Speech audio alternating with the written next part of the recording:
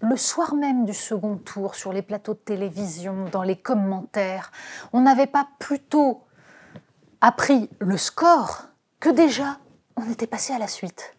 Oui, c'était incroyable cette frénésie de la part des journalistes politiques de tout de suite replonger dans ce qu'ils savent gérer.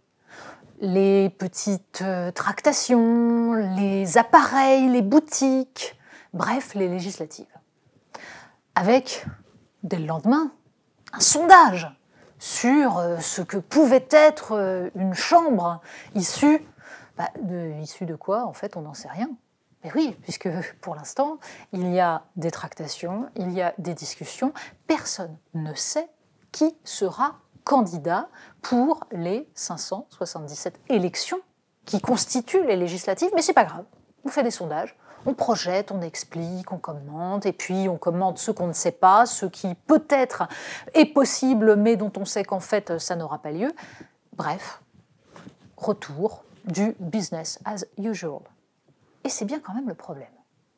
Bon, d'abord parce que si l'on ne produit pas une analyse précise de ce qui s'est passé, de ce que nous raconte cette présidentielle, il n'y a aucune raison que le paysage politique soit autre chose qu'un champ de ruines. En l'occurrence, comment penser les élections législatives sans véritablement comprendre ce que signifie l'existence de ce bloc central, libéraux de droite, libéraux de gauche, gagnant de la mondialisation, face à deux partis considérés par l'ensemble du système comme des extrêmes et donc comme des solutions impossibles. Or, c'est cela qui explique la victoire d'Emmanuel Macron, c'est cela qui explique qu'il soit réélu, ce qui nous est présenté comme un exploit alors que ça ne pouvait pas ne pas être dans cette configuration. Et derrière, ça implique évidemment que les législatives ne seront pas cette énorme surprise que s'amusent à nous présenter ceux qui essayent de sauver les meubles.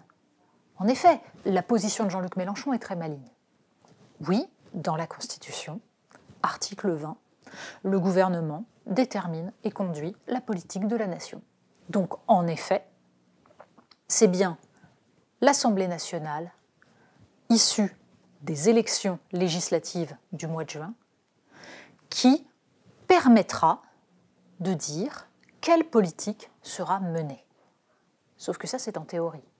Parce qu'en fait, l'inversion du calendrier électoral et le quinquennat ont été faits pour qu'il n'y ait plus de cohabitation. Pire, ça a été fait pour que la Ve République devienne un régime présidentiel sans contre-pouvoir.